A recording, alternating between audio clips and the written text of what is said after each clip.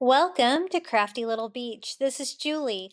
Today I have a Dollar Tree DIY for you. I'm going to use this metal tray. I actually got this at the Target Dollar Spot for $5. Just galvanized metal, regular tray. There's so many different things you can use for a fairy garden, but I love ones on trays because you can have them indoor, outdoor.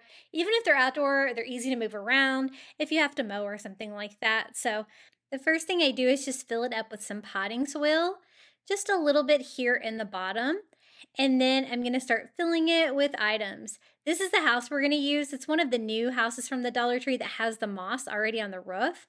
It's bright and colorful, and that is what I was going for this little fairy garden. They also have these great fairy garden items this year that are really a lot larger than ones that I've seen there in the past, like the little rivers like this and the bridges, and even the gnomes as well. I like doing the miniature, but I also like doing the larger version of the fairy gardens like this. I'm just going to put two of those together to make like a little river in this fairy garden. And then we can even do like one of the little stone bridges here to go over it. And that will hide the gap between the two. I can even angle it a little bit so it goes a little bit more off the tray. And then I want the little house like right over here. Now, I went to my Dollar Tree and they didn't have any potting soil, but they usually do get it in stock. I usually try to buy it there, at least for fairy gardens. Now for the little gnomes, I found these great little gnomes. This one's riding a snail. It's so cute. It says happy. So I love him. I'm going to put him right here in front. And then they also have like the little individual gnomes like this that are a little bit bigger. I think I'll go with the red one just because I was going for bright and colorful in this fairy garden. Now, I didn't poke any holes in the bottom of this fairy garden. I'm going to use it on the tray next to my front door so it won't get any like rain or anything there. So I don't think it's going to need drainage. And then for some items to decorate it, they have these little mushrooms that come in the packages as well. I have two of them, and I also have like one of their little garden fences. They have such a great selection of fairy garden stuff at my stores. I was so excited to start making some fairy garden DIYs.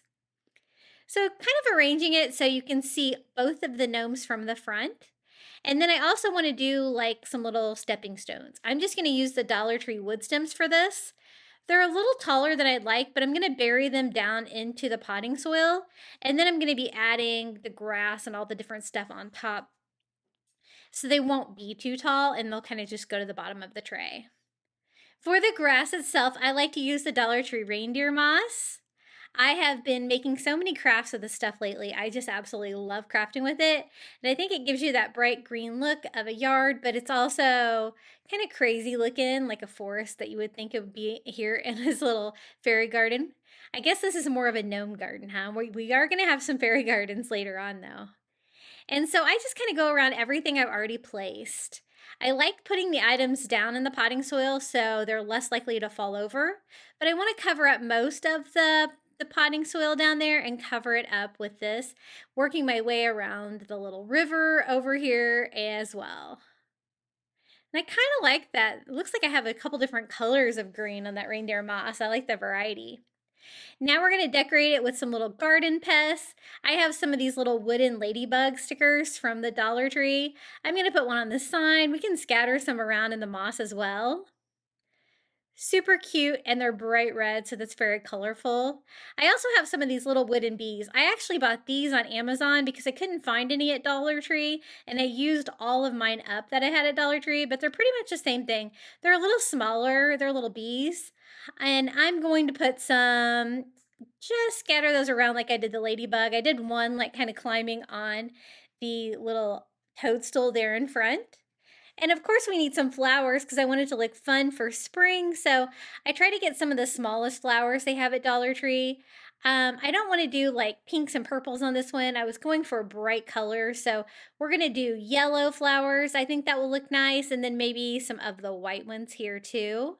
Not too much. I don't want it to overpower all of the other fun items that the gnomes have going on here in their little garden. One more little bumblebee on top of the roof there. It had a little bit of a bald spot there on the moss-covered roof. And one more flower, and I think This one is ready to go. So much fun to craft fairy gardens. If you have some kids around, it would be really fun to get them involved. They'll come up with lots of great ideas. And I like to kind of have a theme when I go into a fairy garden like this. The theme for this one was gnomes, and I wanted it to be bright and colorful for spring. And I think we accomplished all of those goals. Isn't that so cute?